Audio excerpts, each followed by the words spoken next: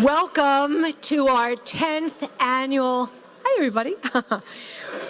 Welcome to our 10th annual Rhode Island Interfaith Power and Light Conference. How about a round of applause for little Rhodey?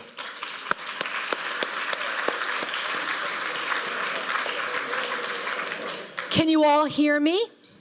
I can speak louder and longer than I'm doing now, but hopefully, yay, oh no, some of my parishioners know that.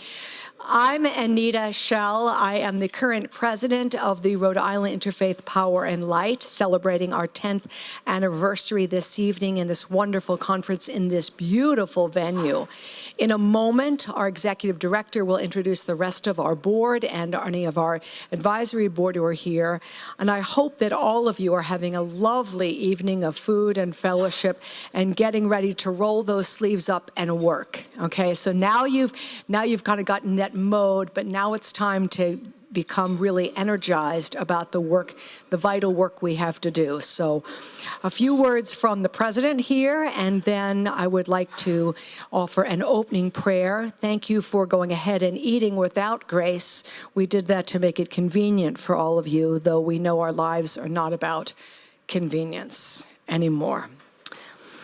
In the great derangement, climate change, and the unthinkable, Amitav Ghosh identifies multiple developments that have contributed to our deranged condition, including the modern conception of freedom. My experience has been that my freedom as an American can all too often become associated with personal self-discovery and consumerism in place of shared values and community-based decision-making. At the end of the great derangement, Ghosh offers a conclusion that did not surprise me. Ghosh states that the best hope for unscrambling the derangement of our world may be found in the growing involvement of religious leaders in addressing climate change.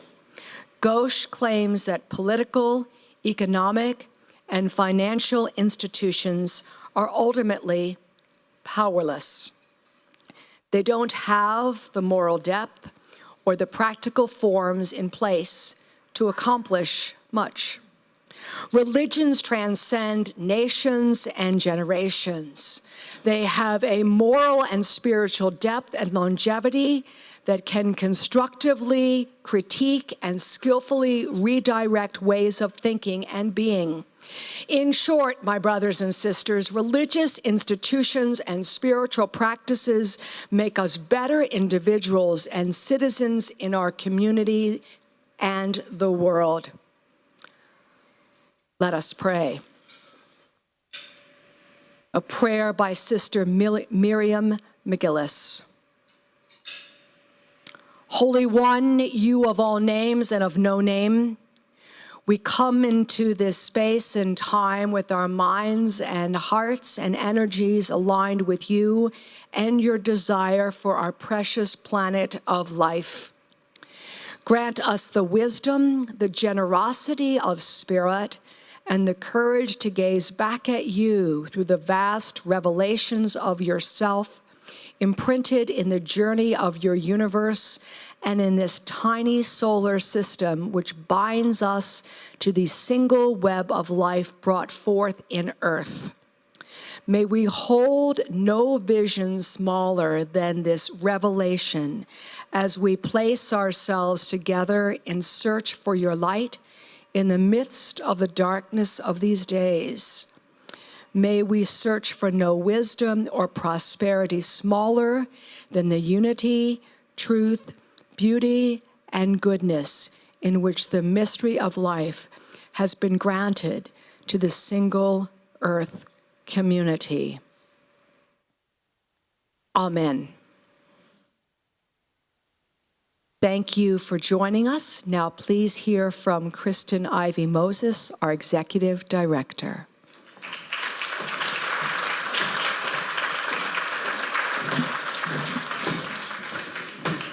Thank you, Reverend Anita. I am the Executive Director of Rhode Island Interfaith Power and Light, Kristen Ivy. I'd like to recognize our Board of Directors. Please stand as I call your name. Reverend Anita Schell, Ray Frackleton, Marty Davey, Christine Muller, Christine Castles, Sarah Atkins, Steve McCausland, over behind the video camera, and Reverend David Helfer. Thank you. I'd also like to recognize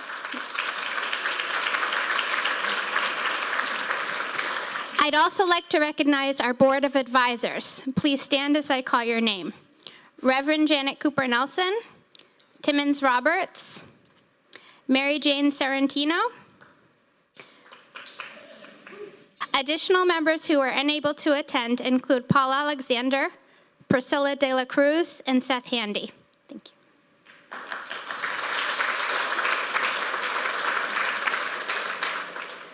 I'd like to thank the exhibitors participating with us this evening. I hope that you had a chance to explore their tables before dinner. There will also be plenty of time after our presentation this evening. Because Senate is in session, Senator Sheldon Whitehouse was unable to attend this evening. His sister, Sarah Atkins, serves on our board, and he sent Karen Bradbury on his behalf. Karen, please stand.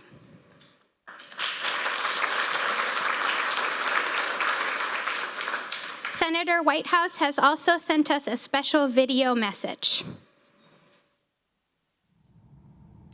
Hello, I'm Senator Sheldon Whitehouse. I'm very sorry I'm not able to join you today as Senate business keeps me here in Washington. Over the years, Interfaith Power and Light has helped reduce carbon pollution one congregation at a time, spoken truth to power about the threats of climate change, and empowered Rhode Island's communities. I'm grateful for the opportunity to say a few words today. In the ocean state, our communities are already being affected by warming ocean waters, rising sea levels, and other effects of climate change. Our Coastal Resources Management Council is predicting 9 vertical feet of sea level rise by the end of this century. That would be pretty catastrophic. When we consider that kind of inundation, as well as things like storm-damaged homes, drought-stricken farms, and raging wildfires, it's clear that carbon pollution has economic, ecological, and human costs, what's called the social cost of carbon. Right now, these costs aren't factored into the price of fossil fuels. That means that big companies pollute and regular people pay, and that's not right. I've introduced the American Opportunity Carbon Fee Act to make big polluters pay to cover the cost of pouring carbon waste into our atmosphere and oceans. Pope Francis has said, "Man has slapped nature in the face. If you slap it, it will slap you back." The Bible agrees in Galatians, "Whatever one sows, that will he also reap." Some here in Congress say that we can do whatever we want and God will tidy up after us. We don't have to worry about cleaning up our mess. But if God is just a tidy up after us God, why does the book of Job warn that those who plow iniquity and sow trouble reap the same?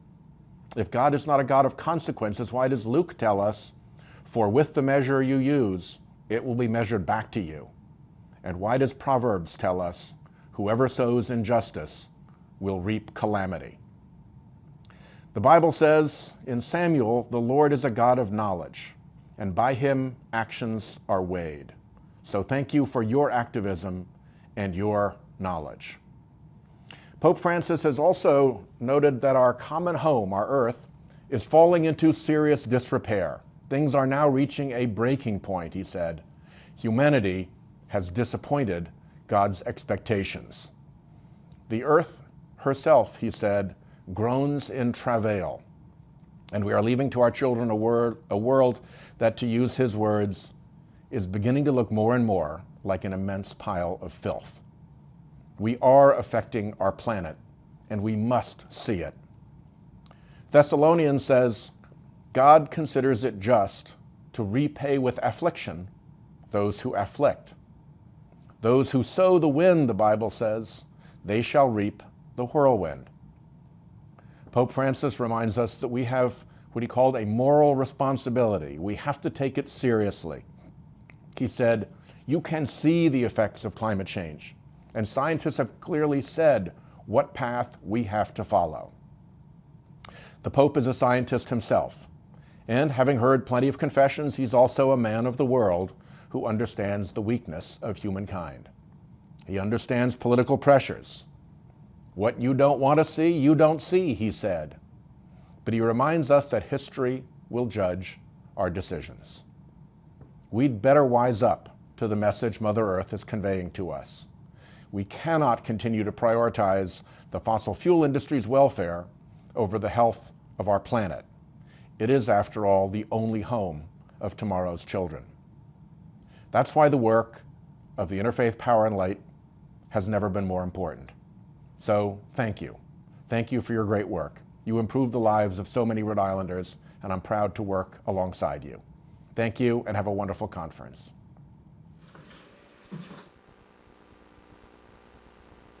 Next, I'd like to introduce Bill Pattenud, a longtime supporter of Rhode Island Interfaith Power and Light, author of the blog Catholic Ecology, and a principal engineer in Rhode Island's DEM's Office of Water Resources.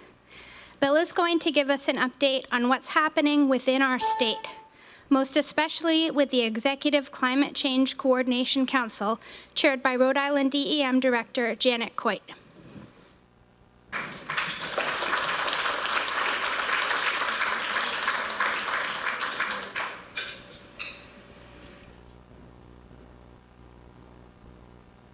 Thank you, everyone, and I want to give a special thank you to Kristen for your great patience with all of my emails and all of your logistics in helping put this together, so thank you.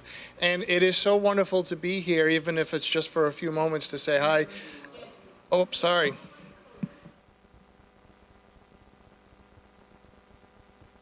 How's that? So I have to say thank you again so they can hear. Director Coit asked me to attend, and when her office emailed me and said, "Would you please attend this event?" I said, absolutely, because I see so many of my friends, and I have been such a part of this organization for so long. Unfortunately, because of other events going on in my life, not as much as I would like, but you are all doing some incredible work, and you continue to do incredible work, and your passion is absolutely needed. So while I'm here as a representative of the Department of Environmental Management, please know that as a human being on this planet, I have great appreciation for everything you are doing and encourage you to do much more. A number of years ago, the Executive Climate Change Coordinating Council was put together in the state of Rhode Island. It is a group of all of the state directors in the state government. My role at DEM is a very limited role when it comes to climate change, but over the past few years, I've been dealing more with the adaptability issues. My office was one of the first in the country to do a study of wastewater treatment facilities and the impact of climate change. So my message is very brief. There are things that are happening in state government that I think IPL should really be part of, and we'd like you to know a little bit about them and how you can plug into them. So one of them is just to know what is happening at the Executive Climate Change Coordinating Council level, to put yourself on that email list, and if nothing else, remember this one web address, climatechange.ri.gov. That has everything that's going on in state government, and you can easily plug into it and be aware of it. For instance, there's a series of roundtable events going on right now, the resiliency roundtables. Now, a number of you have been there. I've had the pleasure of sitting at one of you with Greg, and I saw Meg somewhere. Hey, Meg. Those are opportunities to bring your voice of faith and your concern for the human person to that government reality, and that's important. There's a number of training videos, believe it or not. They're relatively boring, but they're probably good for you to email and let your town officials know that they exist. Prep RI. So you can find those also at that website, climatechange.ri.gov, G-O-V. So I would encourage you to reach out to these organizations, to go to that website, to be aware of what's happening, to understand that there are a lot of people in government trying to do as much as they can, and that's where we need lots of times your voice, the voice of the people. As someone who swims in the oceans of church and state at the same time, I can tell you that it's very important to not try to break that divide down as much as we can, because the voice of faith is very much needed. As you just heard, I couldn't have asked for a better lead-in than the senator. As you just heard, the moral voice of all of you is important as these organizations go forward. So on behalf of Director Coit, thank you all very much for all the work you do. I will be around for a little bit, and Anita, as always, if there's anything that I can do, just please email. Thank you so much.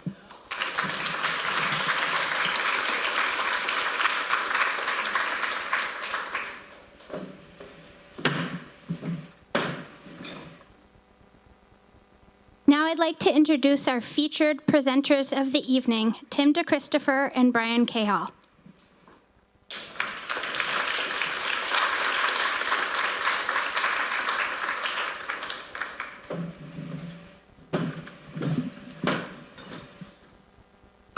Thank you. Thank you to Kristen for inviting me and for organizing all of this, and to all the board for pulling this wonderful event together. This sort of moment of joy and community in these very scary times that we're living in. This is sort of an opportunity for a moment of gratitude in a year that is full of grief. And just over the past couple months, we've seen a lot of new reasons to grieve in a year that was already looking pretty bad from the beginning. So it's important to balance out that grief with the gratitude. And that's why I wanted to start tonight with my friend Brian Cahill, who I've been working with for a couple years now, and has graced a lot of the events and the workshops and things that I do with a lot of his music. And I want him to start off tonight with a little gratitude and a little grief. Thank you. Thanks for supper. That was the gratitude part.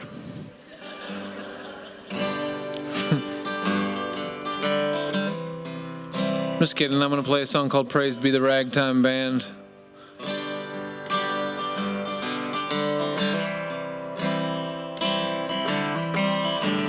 Can you hear that okay?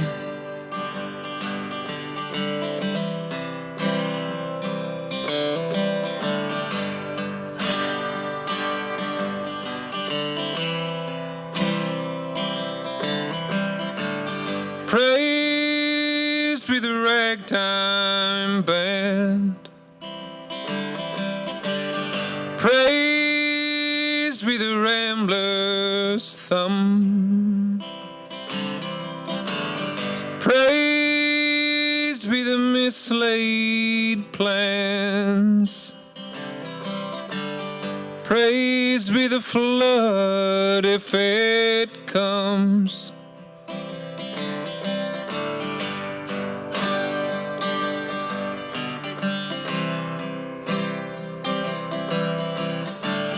Praised be the fat and lie.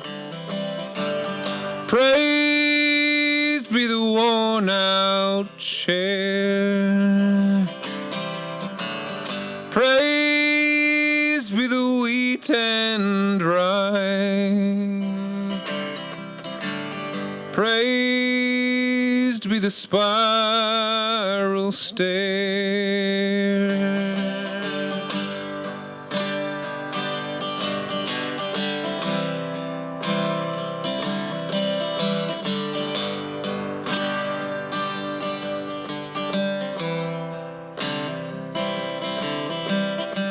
And praised be the fallow hill. Praised be the loner's sigh.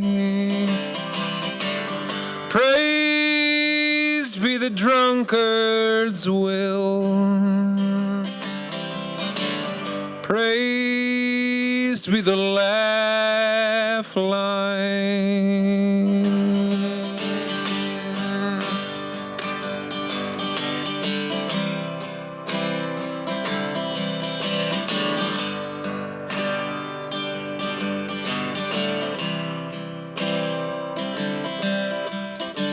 And praised be the flaunted wound.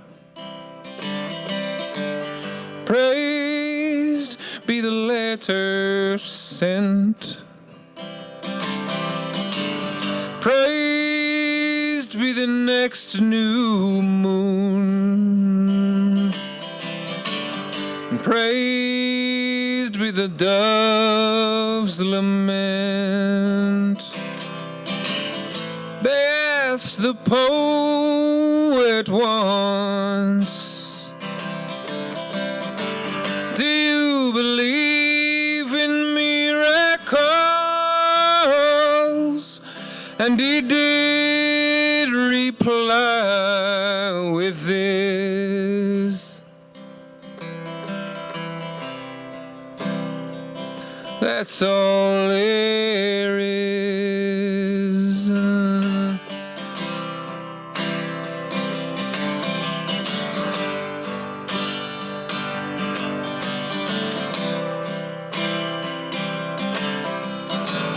Praised be the ragtime band. Praised be our mislaid plans. My eyes are dry and they are open. I keep my grief in my hand. Praised be the ragtime band. Praised be the rambler's thumb. Praised be the mislaid plans. Praised be the flood if it comes. Praised be the flood if it comes. Praised be the flood if it comes. Praised be the flood if it comes. Praised be the ragtime band. Praised be our mislaid plan. My eyes are dry and they are open. I keep my grief in my hands. I keep my grief in my hands. I keep my grief in my hands. I keep my grief in my hands. Praised be the ragtime band. Praise be the ragtime band. Praise be the ragtime band. Praise be the ragtime band.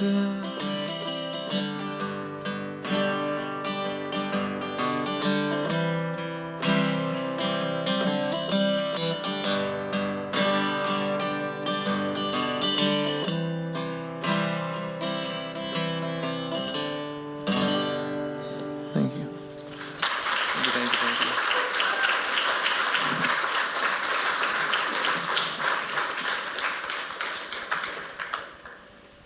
You can see why I asked Brian to work with me. I kind of took a page out of all your books with churches. I know that usually if a church has one staff after their minister, they get a music director, right? Because they understand how important that is to connect with people. And it's always frustrated me that looking around the climate movement, there's so many organizations with lots of staff that try to connect with people in lots of different ways. And almost none of them have a music director. And I think we're we're missing out on something big, and that and that big void in the climate movement is something that I think faith communities have a big opportunity to fill. And that's why I wanted to talk to you tonight. That's why a lot of my work over the past few years has involved faith communities.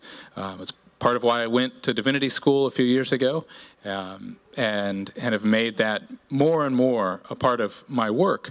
And I regret that even after being in Rhode Island for 2.5 years now, that this is the first time I've really interacted with Rhode Island Interfaith Power and Light.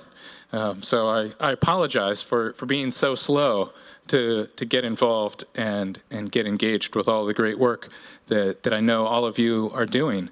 But I know I wasn't at your gathering this time last year, and I can only imagine that when you all got together in October of 2016 and you were kind of looking out at what the next year might hold for your work and for the work of our society as a whole, this probably wasn't what you had in mind, right?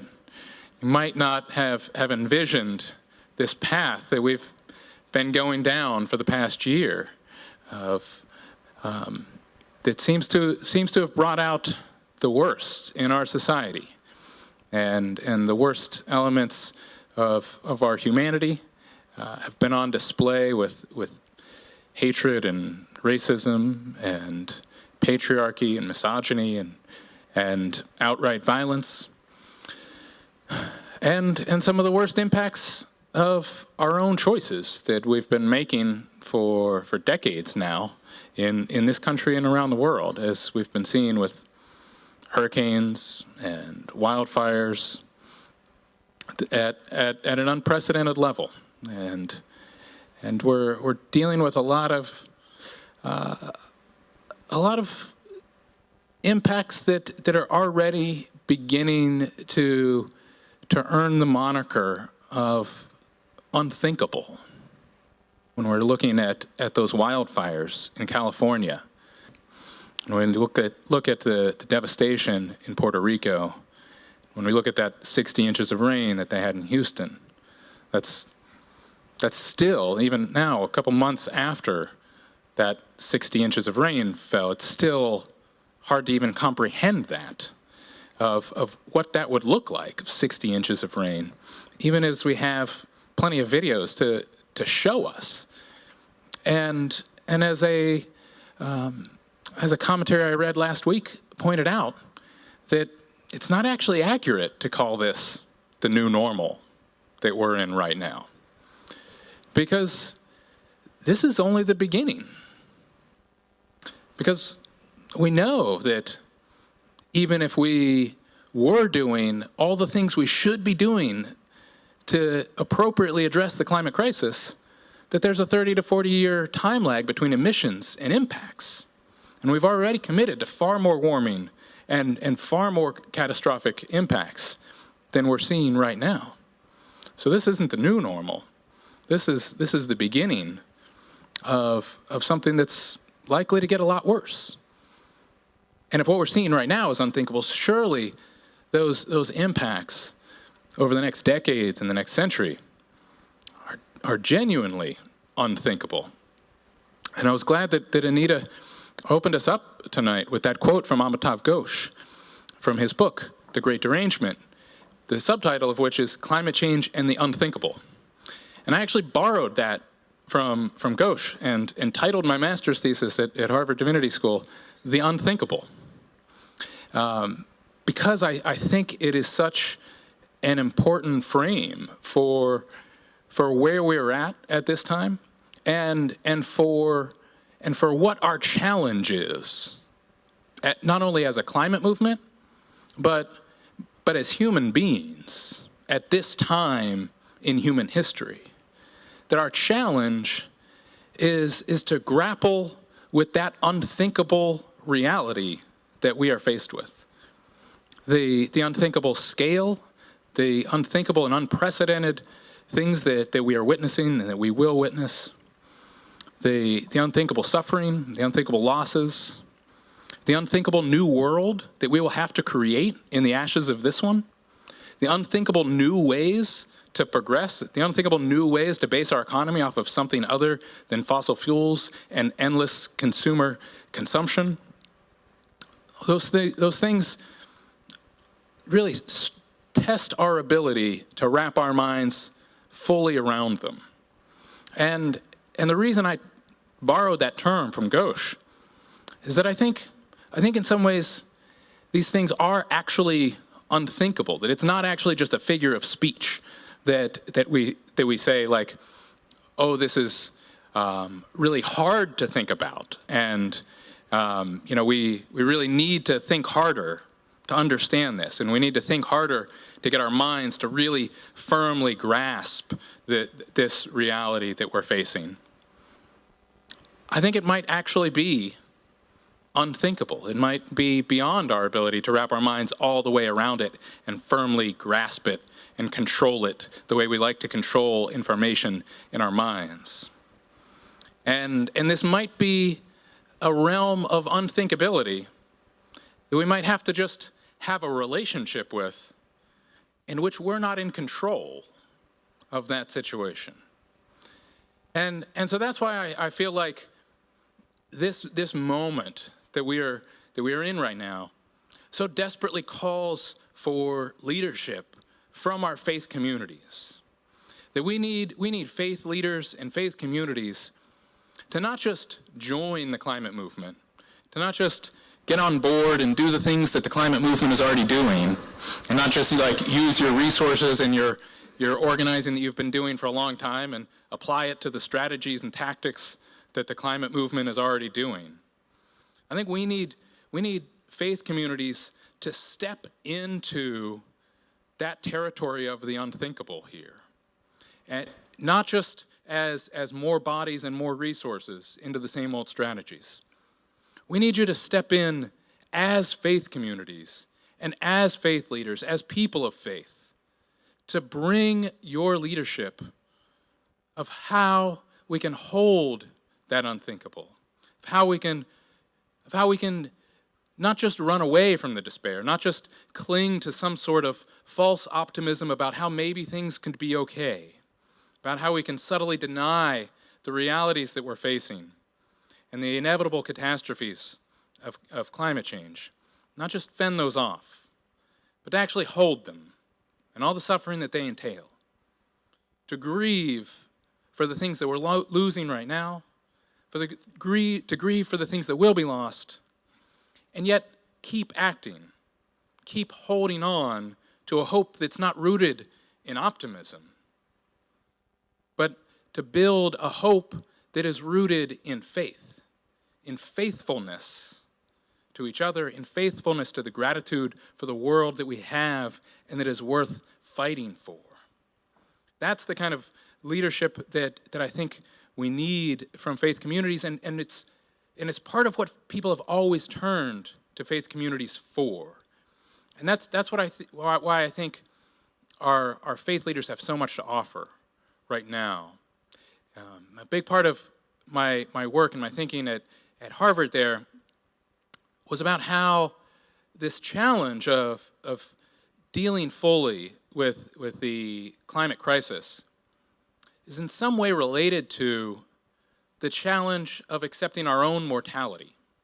And the climate change is sort of a large-scale mortality, the mortality of our societies, of our systems, of our institutions that we took for granted and that we thought were immortal. And that part of grappling with the reality of climate change is akin to accepting the mortality of these big structures that we thought would be here forever to keep us secure. And that there's perhaps something to learn from the way that we deal with our own mortality on an individual level. It also happens to involve a lot of denial, overt or subtle, of different ways that we make it through the day without being overwhelmed by the fact that we are going to die, that we are temporary creatures here, powerless in the face of the forces of the universe. and yet we're able to continue on with that knowledge, knowing that we are mortal, and that things will not be okay in the end on an individual level. And so there's something to be learned there about this reality that we're in now, where it's increasingly clear that things are not going to be okay by any normal standards in terms of the climate crisis. Things are not going to be okay on that big level. And just like coming to grips with our own mortality, whether that happens at a young age or on someone's deathbed, there's a lot of despair involved in that, but that's often not the end of the road, right? As I think a lot of faith leaders realize, because that's where people turn in those moments to make sense of their own mortality, to make sense of the things that cause despair, and to find a way to continue striving on.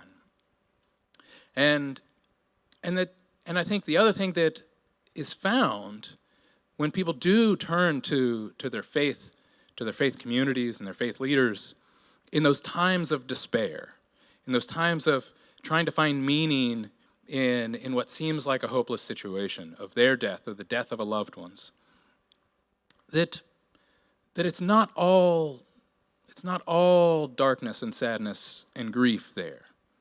That there's something beautiful about that process. And I think that's something that even outside of faith communities, people have experienced when they're grieving for the loss of a loved one. There's something that opens up about them in the way that they connect with others and connects them more strongly to a beauty in the world and the things that they're grateful for in the world.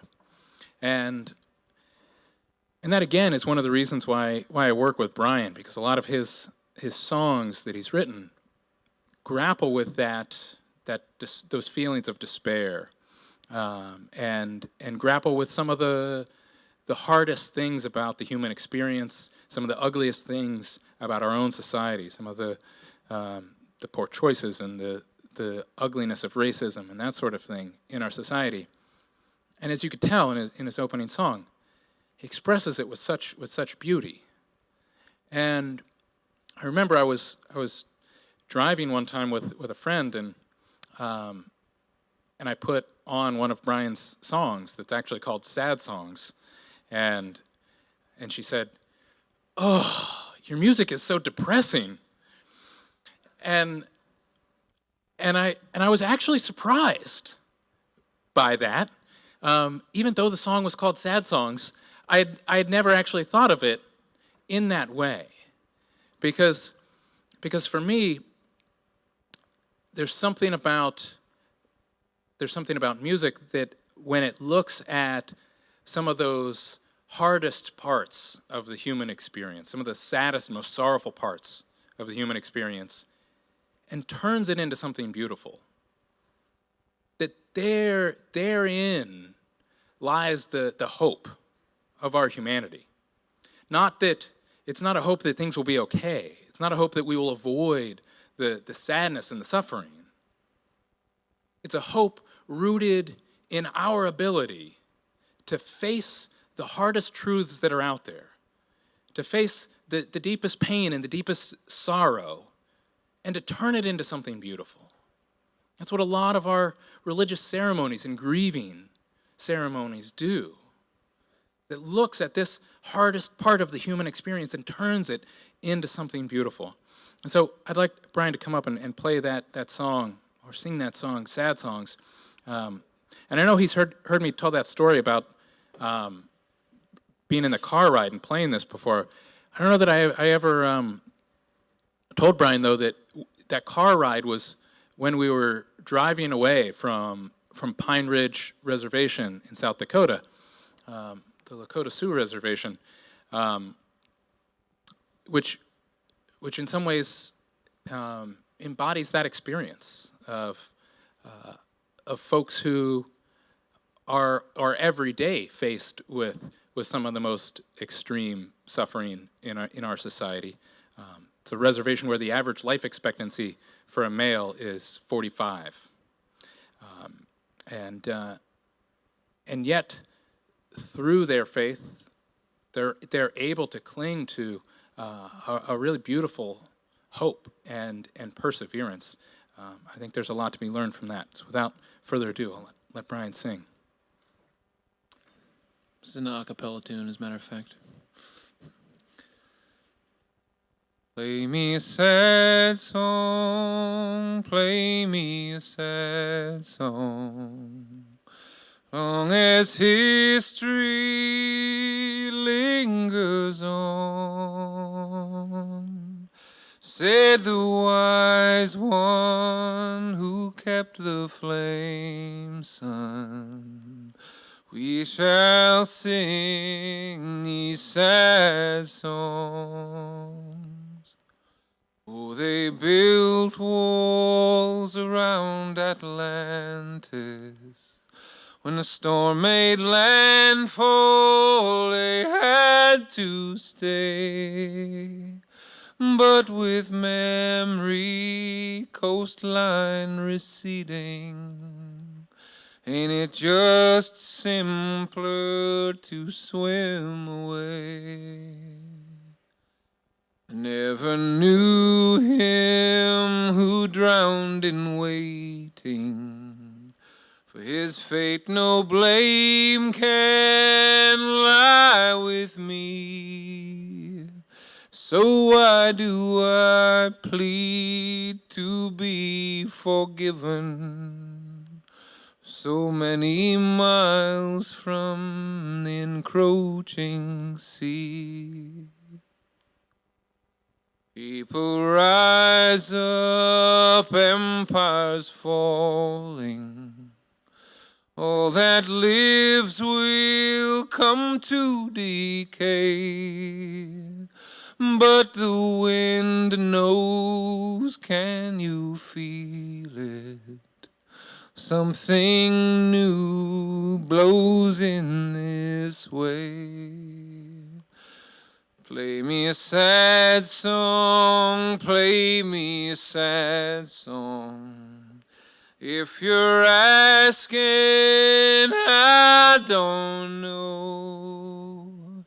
But there's something bears repeating, as we all share these sad songs.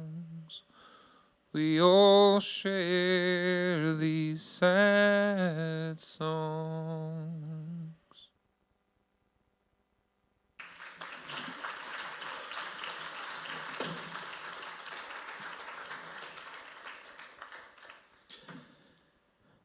So as I said, working with faith communities has increasingly become a part of my work over the past few years. And I've been lucky enough to connect with a few other organizers in the climate movement who come from similar backgrounds and share that sense of potential about what faith communities hold for the climate movement and for dealing with the climate crisis more generally. And the two main of those folks, one is Jay O'Hara, who's a Quaker based kind of all around New England, and the other is Marla Markham, who's a Methodist minister that's based up in the Boston area. And the two of them have been a part of the climate movement for a long time, and have also been part of faith communities for a long time. And we've been working together for a few years now, kind of refining our vision of how we put these principles and these shared values into practice in tangible terms, in terms of actually organizing a piece of this movement. And so a couple years ago, we started an organization called the Climate Disobedience Center that was kind of a resource and support center for folks engaging in civil disobedience. And we kind of put ourselves out there to support other folks who are taking action. We also organized some actions ourselves, and we're engaging in a lot of different kinds of work. But we also kept evaluating what we were doing over these past couple years, and kept realizing that we were still falling a little short of the way we really wanted things to be in terms of our organizing, that we were still kind of approaching this from the perspective of the work that needs to be done in terms of people standing up to the fossil fuel industry and getting us on a radically different path as quickly as possible. And of course, that is the work that needs to be done, along with a lot of other kinds of work to completely shift our energy systems, our food systems, our transportation systems, all our economic systems, all those things. But that when starting with the work, that there were always these other complications and obstacles that came up because this work was too much for people to hold, that there was this unthinkable quality to it. And so what we realized more and more is that we really need to be starting at that personal, spiritual, and communal level of really supporting people as whole people and connecting them to others that are committed to facing this crisis with integrity, to faithfully facing the climate crisis, and supporting one another in living faithfully in this time, and that those communities, those small groups, would have to involve the emotional and spiritual support work of grappling with this despair and of sharing their gratitude together, even in the midst of that despair, and of really building deep trust with one another, and supporting each other holistically, and empowering each other to take the actions that need to be taken, because part of that living with integrity has to be taking action as well, right? And that's generally true about our faith, whether that's a religious faith or any other values that we're trying to uphold, that they always have to be connected to action. One of my favorite quotations is by Edward Abbey, and he said, "Sentiment without action is the ruin of the soul." And it's something that was very much on my mind many years ago when I disrupted the BLM oil and gas auction back in Utah at the end of the Bush administration, because I felt this overwhelming sense of peace and relief right at the moment that I knew there was no turning back, at the moment that I had gone all in and I was winning millions of dollars worth of oil and gas drilling rights that I knew that I couldn't pay for, and I knew that I was almost certainly going to prison and that my life would never be the same. I felt this overwhelming sense of peace, because I knew that I was doing everything that I could be doing at that moment. I knew that it was the first time, really, that my actions were in alignment with my sentiment. And it was a beautiful, beautiful feeling. Even as my future seemed more uncertain in a lot of personal ways than it ever had before, I felt this inward security and grounding, and I found that the inverse of what Edward Abbey was saying was also true, that action in alignment with our sentiment is the healing of the soul.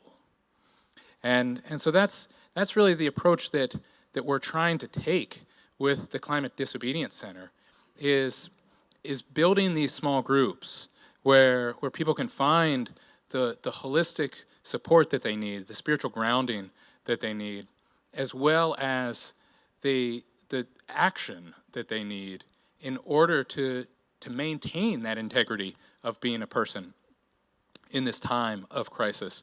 And so the way we've been talking about it ourselves is that we're kind of trying to merge the model of affinity groups that you see in a lot of secular movement organizing with the model of small group ministries that we see in a lot of faith communities, and sort of blend those two models together so that people are doing that personal development as well as that communal support that you see in small groups, and really seriously engaging in the kind of actions that need to be taken to defend a livable future that affinity groups do so well. And so I've got a sign-up sheet that I'm going to pass around as Brian's playing his last two songs. And on there, the sign-up sheet is one to stay involved or stay connected with the work that Brian and I are doing and the work that the Climate Disobedience Center is doing to join our mailing list. But there's also a box on there that says small groups at the top. And so you can just check that box or put an X in that box if you or your congregation or your community that you're a part of would like to be a part of or have one of these groups based in your community. We've already got a lot of connections in faith communities with the Climate Disobedience Center. We started a project a couple years ago called Clergy Climate Action that some of you may be involved with, and it was through that folks organized the group of clergy that went out to Standing Rock last year. But we feel like we're kind of just scratching the surface of the potential of that right now, of the potential to connect both those clergy members and faith leaders that not only need to be a part of action, but I think need to be a part of communities of other people who get the nature of our crisis and are willing to be open and honest about it and in the ways that they grapple with it as individuals and as faith leaders. And with faith communities more broadly, those who aren't clergy, the lay folks, and organizing groups of them as well. So if you'd like to be a part of that, please sign up and check that box. There's also a box there, another column to check for preaching. Both myself and Jay and Marla, all of us do guest preaching, and we're always eager to connect with new communities. And bring this message and kind of maybe stir the pot a little bit at your congregation. It's something that we're kind of good at doing, and we appreciate being able to come into communities where there's the strength of support that we can stir things up in a way, that we can bring in the hard truths of this situation and the hard truths of our times, knowing that there is the kind of spiritual community there that can hold that despair, can hold those hard truths, and to me that's what I see as a great sign of respect for a community or for an audience is to trust that they collectively are strong enough to hear that whole hard truth and know that they can support one another and hold on to one another as they collectively grapple with it. And I think that's really the challenge of our times, that it's the challenge of our congregations and the challenge of our communities. And I know that for a long time now, Interfaith Power and Light around the country has been really at the forefront of stepping into that space and creating those communities that are strong enough to hold on to one another and strong enough to hold on to hope in what seem like desperate and dangerous times. That's a critical role. It's, I know, been a critical role over the last 10 years of this organization. And we can only speculate what the next 10 years will look like. We know the last year hasn't gone according to expectations. So it's 10 big years that we might have in front of us and that this organization has in front of it. And that's a big challenge, and I'm really grateful that you all are here and that you have this community that is willing and I think able to step up to this challenge of our times and the challenges that we know are coming, as unthinkable as they may be. With that, I'd like to bring Brian up for a couple more songs, and I'll send around that sign-up sheet, and then we'll have a little time for Q&A afterwards. Thank you.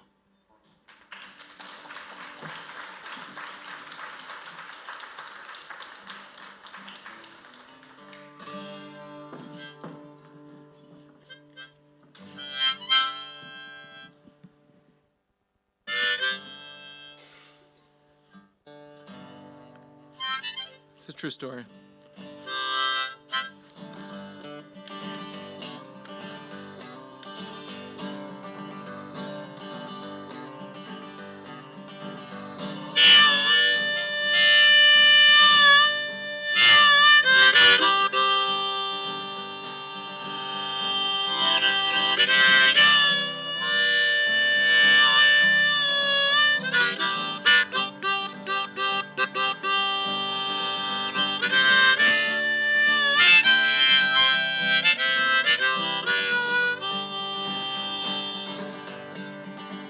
I was waking from a slumber, I'd been sleeping like the dead.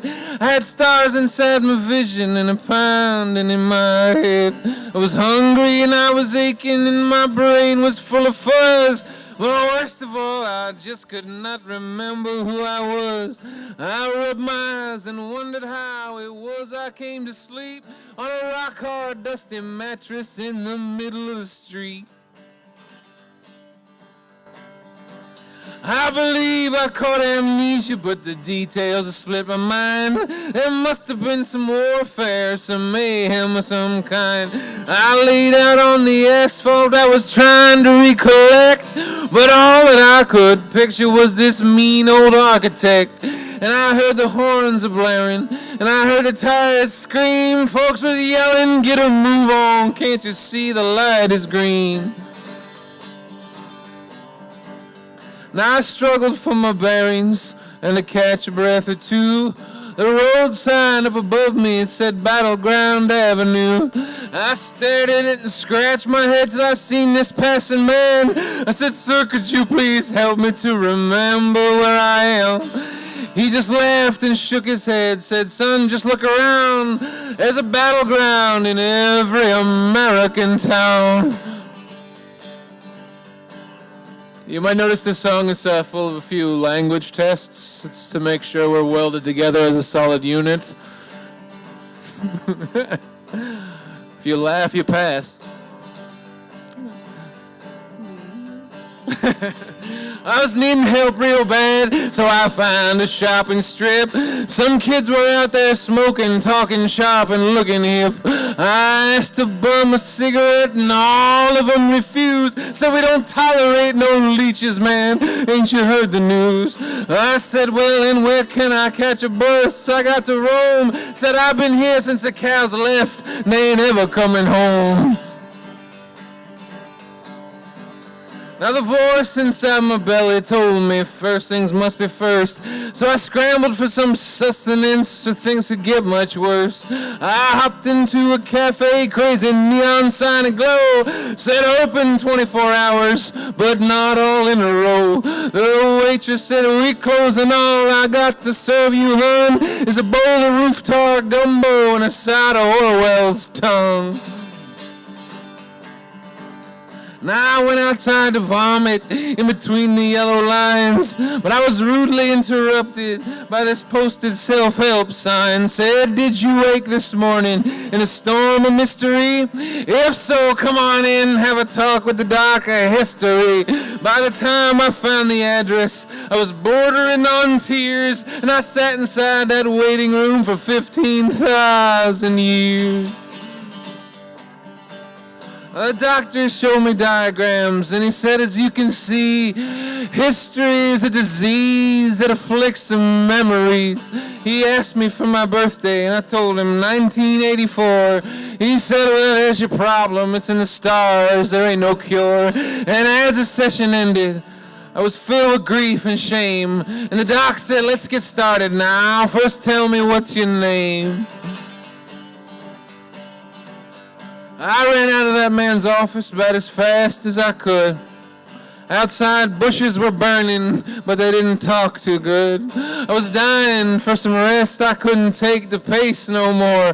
So the next place I stepped into was a stationery store. The manager said, take what you like. There's nothing to be bought. So I snatched a pen and a diary to record my fleeting thoughts. I think that it was working, stringing verbs along with nouns. I was starting to recover. I was starting to calm down. Bit by bit, I was piecing things together when this cop come charging at me. I didn't know no better. He said, I seen you with that light bulb, and I seen you with that pen, and I'm a-booking you for vagrancy. Your mind's a-wandering. He took me to the jailhouse where he dragged me by my sleeves. There were murderers and miscreants and arsonists and thieves. But sitting in the corner, all peaceful and serene, I saw this person and all the dirt beneath their fingernails was clean. And I approached them and I asked, hey, what you in for? What you done? And they said, I'm a political prisoner, but it don't bother me none. And they said, I think I found the secret to plugging up all these black holes, to making a little meaning without too much rigmarole. You must become a gardener. It's just better for your health. You got to find some place where you can leave part of yourself. You can't hold on to memories no matter how you toil. So set them free and let them grow and plant them in the soil. I see you back there, Bruce. I said, we gotta bust you out, spread your message wide. The end times are coming. There's hysteria outside. They said, I know I'd better stay here. I know it to be true. That in the morning, they'll drag another cat in here just like you. But you better get her going and see what it's all about. And no need to break a thing. I got the key. Just walk straight out.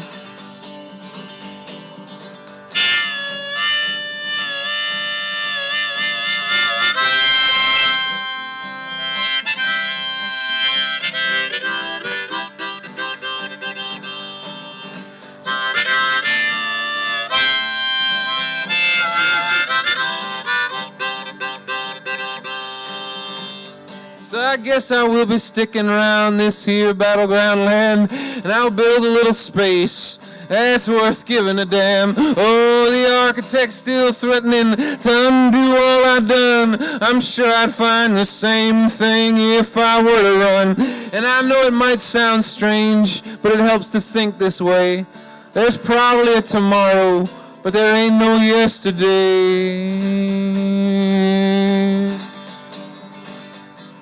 Woohoo!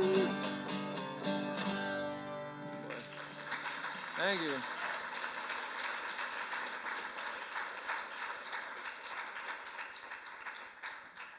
Thank you for having us tonight. Thank you for welcoming me into your space here. And again for supper. It was delicious. Round of applause for those who cooked the meal.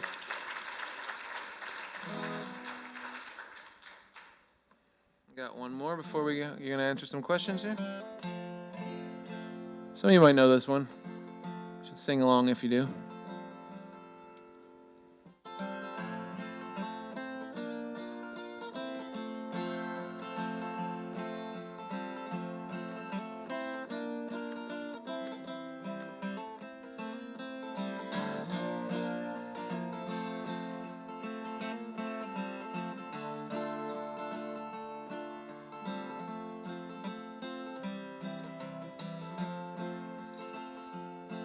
Wherever go the wretched, so go I.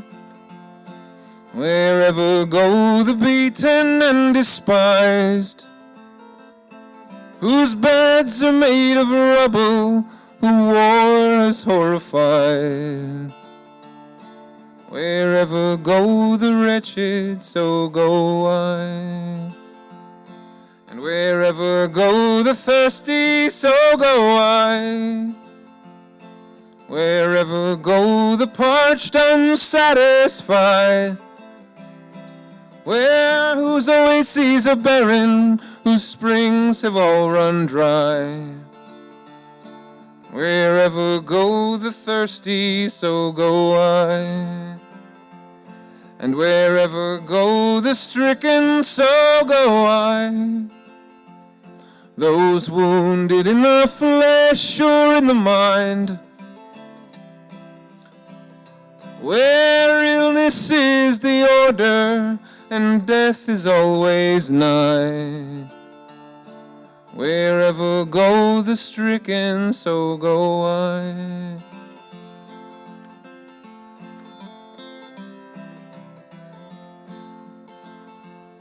And wherever go the rootless, so go I, the refugee and wandering exile.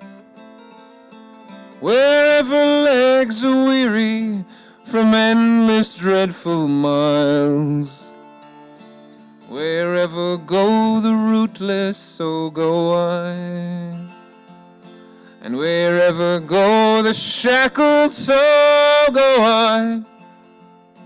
Be they within the dungeon or outside, where cruelty is rewarded and justice deemed a crime.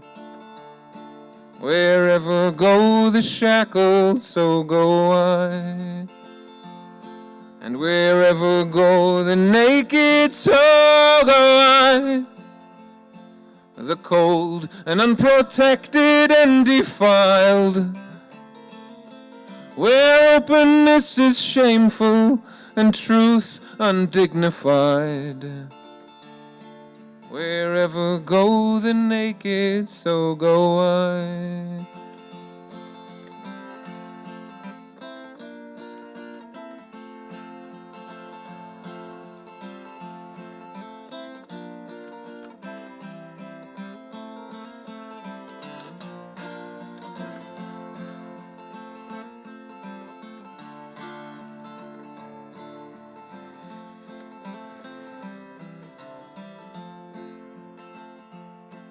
Wherever I shall go, let there be light. Let there be those whose dreams are made of fire, whose wings are all enfolding, whose visions pierce the night. Wherever go such angels, so go I.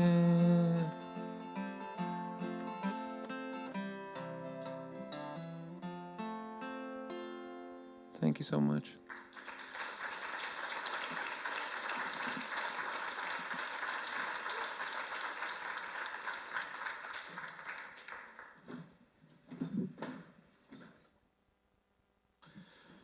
All right, I think we've got a little bit of time for conversation here. If folks have questions for me or for Brian, either about anything that I said tonight or about other parts of my work or background or whatever, I'll answer anything or make it up if I need to. Yeah.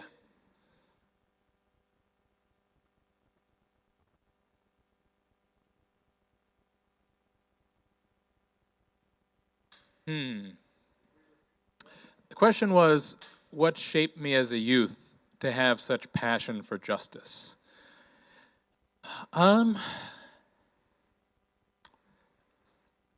So there are two answers to that. Yeah, I mean, as far as I can tell, my mom definitely sent me on a path there. I grew up in West Virginia, in a very rural area, and my mom was an activist when I was growing up. She was one of the founders of the West Virginia chapter of the Sierra Club, and was fighting the coal companies back in the early days of mountaintop removal. And so I definitely got that example from her, and she was also very involved in public schools, and I actually witnessed more of her activism and standing up for people's rights there. I saw her almost beat up my principal one time, and it was the highlight of fourth grade for me. And so definitely I learned a lot from her. But I also didn't learn it all. I didn't necessarily learn like how to stand on the side of justice as a youth. By the time I was in my mid-teenage years, I was an asshole, to put it bluntly, and now I was still kind of a jerk for a long time after that. I mean, like I realized it at that point when I was like 17 or 18 or so, and I started trying to alleviate the situation. But it took me a long time, and I moved back and forth across the country a few times in my 20s, a couple years here and there at a time, and kind of like tried to recreate myself each time, and become a little more of the person that I wanted to be. But it took a lot of the communities that shaped me, and it took a lot of forgiveness in those communities to continue to hold on to me in spite of my imperfections, and that's still the case, certainly, and that's an essential part of communities, I think, and even once I became like well known as an activist after I disrupted the oil and gas auction, I think my political analysis still wasn't fully formed then, and there were still issues that I wasn't, that I didn't necessarily get in a very deep way, and that I hadn't internalized how to stand on the side of justice, and had a really loving and supporting community with Peaceful Uprising, the organization that I built there in Utah, that continued to hold me and kind of work on me in ways that I didn't even realize at the time that they were working on me, and help me grow, and learn how to ever better stand for justice. And I think that's sadly something that is often missed on the left. That we're really quick to shame and shun people who fall short, and who might not have the perfect leftist analysis yet, and we exile a lot of people that perhaps still have a lot of potential, and we tighten our circle ever smaller. So I think that's an area that we need to grow in a lot. Thank you. Yeah.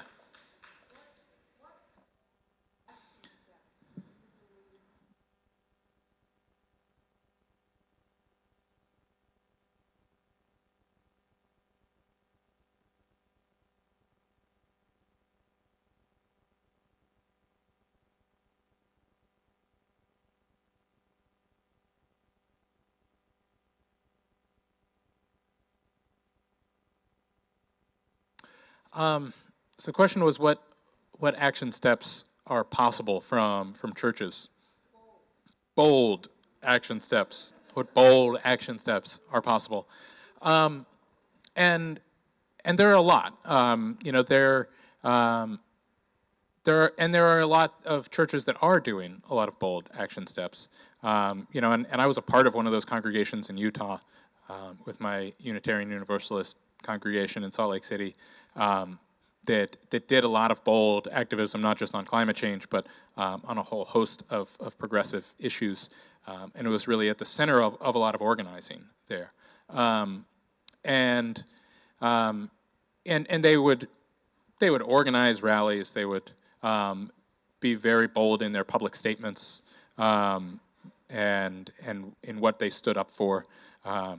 And so that's part of it, is embodying a public voice as a church, and taking bold and fearless positions in the public spotlight, and making sure that the voice of religion in the American public discourse is not just right-wing Christians that preach the prosperity gospel, or a gospel of intolerance and hatred and greed.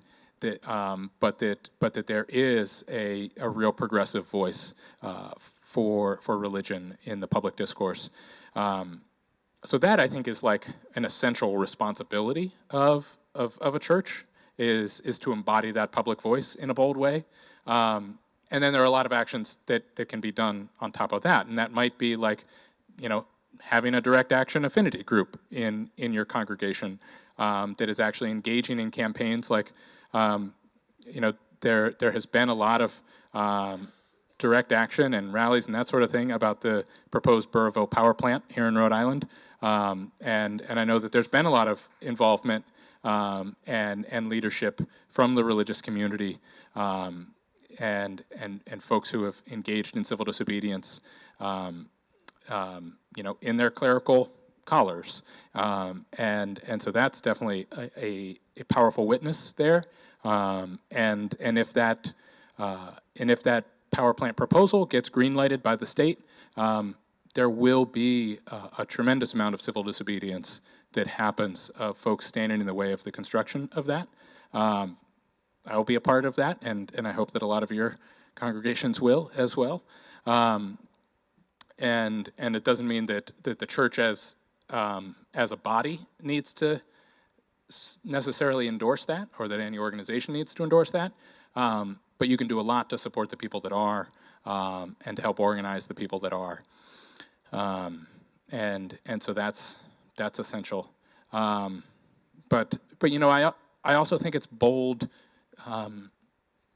to be honest at this point, and to be honest about the state of our climate crisis, and to be honest about the degree to which it's too late to stop a fairly catastrophic level of climate change, which doesn't mean that there's nothing left to do, but it means that that we need to get ready in some very real and important ways, and that's a difficult thing to say and a difficult thing to hear, but it's something that I think churches can speak up about, and be more honest, whether that's in their sermons or in their public statements. So there's a few, and I think we're also seeing examples of churches that will build a satellite church in the path of a pipeline, or proposed pipeline. There's some very creative and groundbreaking work that is being done by faith communities around the country, like in Lancaster, Pennsylvania, where a pipeline is going through, and they've built a cathedral there, or not a cathedral, but they built a little chapel there in the path of the pipeline. So there's a lot of creativity that way, and lifting up the voices of other folks in the religious community. And I'll make a plug here for a friend of mine, Father John Deere, who's been a peace activist for decades and decades on various things, and has also been working on environmental issues as well, who just wrote a new book called They Will Inherit the Earth, about the climate crisis and about the life of nonviolence and nonviolent activism that he's been a part of. And he just told me that he's doing a book tour next spring. It's coming through this area sometime around March. So if there's any folks in the room, particularly any Catholic congregations that might want to host Father John Deere and his book tour for that event, please talk to me afterwards. I'd love to be a part of helping to make that happen. So yeah, there's lots of examples out there, and we can both hold those up and follow their examples. Yeah, David.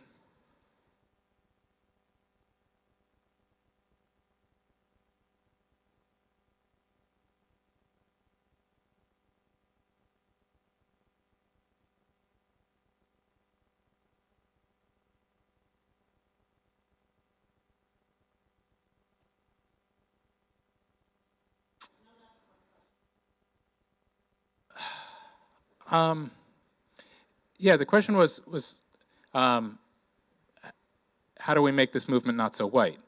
I think it's,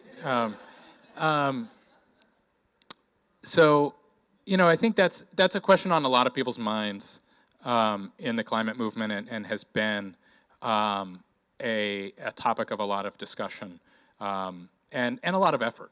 Over the past 5 to 10 years, really, in the climate movement, there has been a real intentional effort to diversify the movement. And that has involved a few different strategies. One is really making intentional ally relationships with other social justice movements that are more diverse, and that usually means us showing up for the things that they're fighting for, and ideally making it clear that like we're showing up as part of our movement to stand in solidarity with them, and to not just show up in sort of like a photo op self-serving way, but to really show up and be willing to take a bold stand there. As a lot of the climate movement did with Standing Rock last year. I think that was a really important moment for the movement, and as various parts of the climate movement have been doing with immigrant rights groups for a long time, with standing up against deportations and that sort of thing. There's certainly a big opportunity to do that in coalition with the migrant rights movement.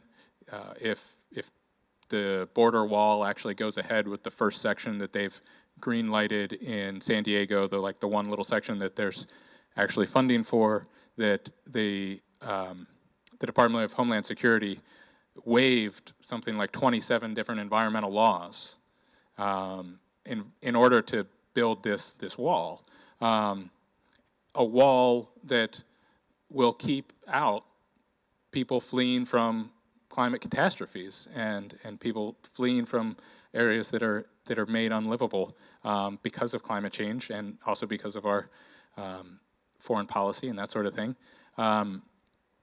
So there's not only a big opportunity for our movements to come together there and in a really intersectional way, but I think a responsibility too, as well, to help connect those dots. And so I think recognizing and then stepping into those opportunities to not just sort of like say, oh, okay, we'll come do your thing and maybe you can come do our thing, but to really approach it in an intersectional way that connects the dots in the way that that climate change is intertwined with so many social justice issues that we're experiencing. That really, like, climate change is not its own crisis. It's a trigger for the social tensions and the crises that we're already facing, that already threaten our society in such a big way. And so the more we can connect the dots there, the better. But the other thing I'll say about that you mentioned that I had experience in more diverse movements, and that was very true of my experience in Utah, and that was kind of like my coming of age as like a serious activist was being in Utah, and there, pretty much all the progressive movements work together in a very close way, and like all the movement leaders across a wide range of progressive issues were all on a first name basis and like had good personal relationships with all the others, and that was because they needed each other, because they were attacked together, and if you spoke up on any one progressive issue, then you'd get attacked as,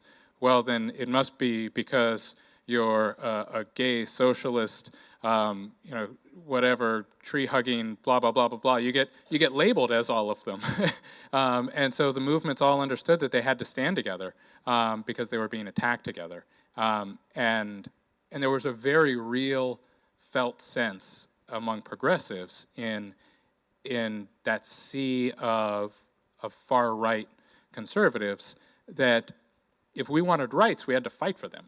And if we wanted to keep our rights, we had to keep fighting for them, which meant that we had to fight for all the others whose rights were threatened. And then I moved from Utah to Cambridge, Massachusetts, and didn't see any movements working together because they all felt safe enough that they didn't need each other. They weren't facing any real hardship. And I think maybe that is something that is beginning to shift, that maybe on the left we're not so comfortable anymore. And we're beginning to realize that we really need each other. And that in and of itself is a really big opportunity to bridge those divides, to break out of those silos, and to build strong relationships and strong networks of mutual support. And so I think it's critical to reach out in that way right now. And part of that reaching out that may seem counterintuitive is I think we need to be willing to reach out with our vulnerability. We need to express our vulnerability and realize that our vulnerability is a gift. That the fact that we need each other right now, that we can't do this on our own, that's a gift. And we need to embrace it as the gift that it is and make the most of this moment right now. Yeah.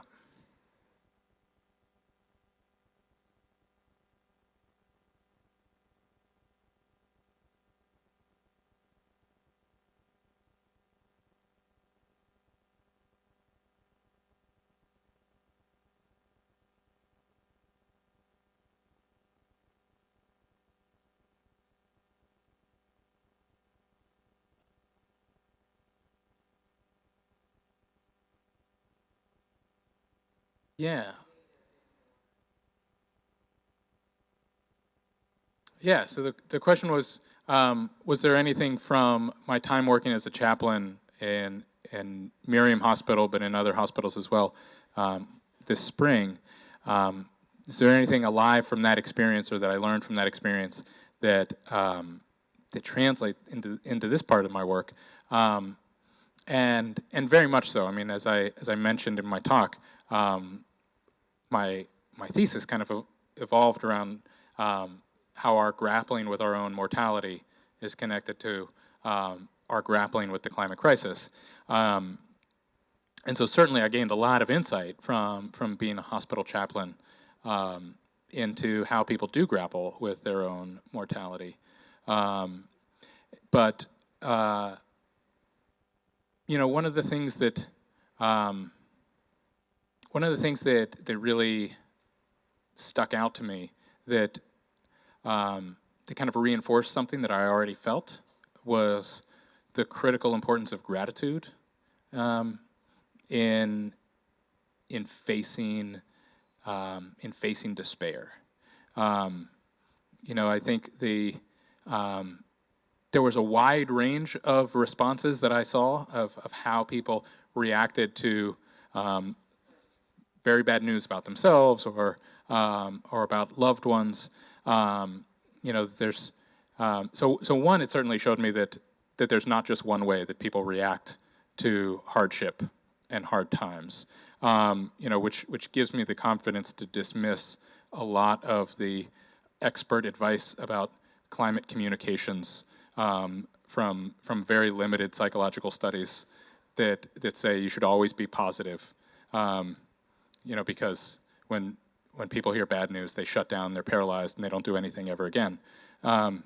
So it gave me the confidence to dismiss that as nonsense, and to realize that there's a wide range of how people deal with bad news, and that what happens within the 30-minute response time of a clinical study is not the end of the story for where people go once they might feel paralyzed 20 minutes after being given some piece of news.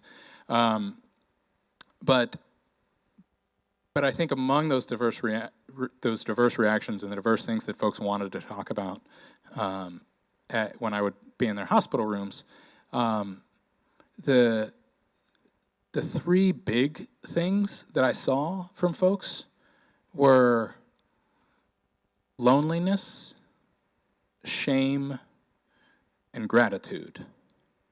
that those were the three big ones that everybody kind of filtered into those categories, with the things that were really burning in them to talk about, whether they were at the end of their life or whether they were facing a temporary crisis that made them realize that they were mortal.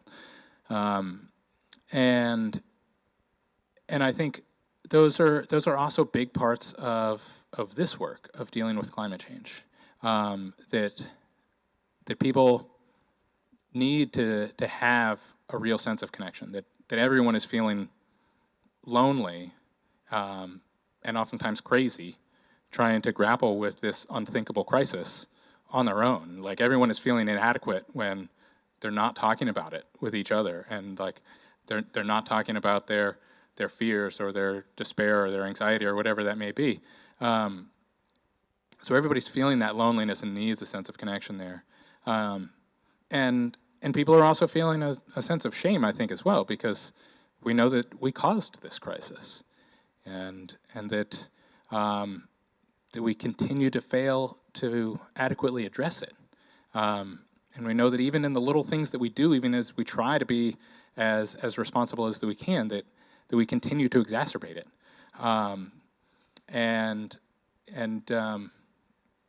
so that's something that I think also needs to be at least spoken of honestly, so that it doesn't keep eating us alive. And I think that's what we find with a lot of the shame and sinfulness that people are feeling, is that that just speaking it and having the opportunity to speak it is a critical part of overcoming it and letting it go. But then that gratitude piece that is the other thing that fills space in the human experience. I think that it occurred to me when I realized that those were like the three big things that people were experiencing, that if they didn't have an outlet to express their gratitude, or if we weren't expressing our gratitude regularly, if we didn't have a practice of expressing our gratitude, what would we be left with? We'd be left with those other two. We'd be left with loneliness and shame, and that we need that gratitude to help balance that out, and that if the feelings of loneliness and shame are increasing because of the nature of this crisis, that we're feeling ever more alienated by this unthinkable reality, and we're feeling ever more shame that we've imposed this incredible crisis on our children and grandchildren, that we need ever more gratitude for the beauty of the world and for the people that are with us in this struggle, in order to balance that out. Okay.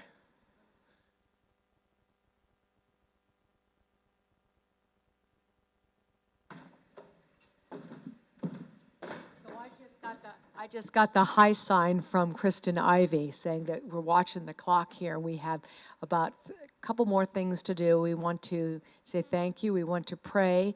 Kristen Ivy will do some closing, taking action steps. There will be the Interfaith Solar Initiative presentation out there, and then a time to look at the exhibits before the closure time of 9. So we have a few more minutes in this room and then more time out there.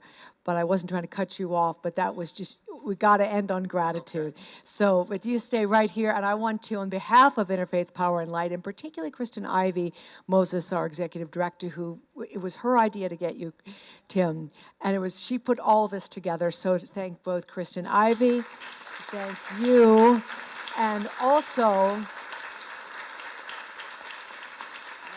I want to thank Brian. There's a lot of preaching going on, and a wonderful musician this evening, and that last piece was all about the Beatitudes in Matthew 25. If that's where you were, that was on your heart, that was certainly what I was hearing. So we have so much gratitude for this evening and so inspired, and we'll have a moment after my closing remarks and prayer to look at some action steps. So how then shall we live? What can our faith communities be doing together to create new models for living with critical attention to the fragility of the earth and the resources we have squandered from it? We at Rhode Island Interfaith Power and Light on our 10th anniversary are here with our new friends to offer unceasing prayers, sacred texts, liturgical and spiritual resources, practical tools, ongoing support, creative ideas, new technology, and new friends and partners, and action to address climate change, one religious, spiritual practice at a time. So call us, sing with us, join us, and there is literature in your folder about how to join. Yes, we like the money, but more importantly than that, we like your action. Be with us in community. We need your help in making the world a gentler, better place for all, especially for those for whom fragility is a way of life. Let us pray.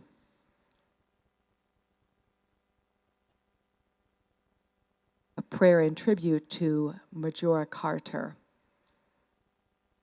As we end our time together, let us be at peace within ourselves. Let us accept that we are profoundly loved and do not need to be afraid.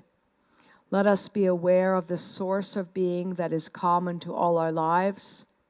Let us be filled with the presence of great compassion. Let us remember in our prayers those on whose behalf we are working. May we do justice, love kindness, and walk humbly in the peace of God. May God kindle in us the fire of love to bring us alive and give warmth to the world. May the peace of God be with us all forevermore. Amen.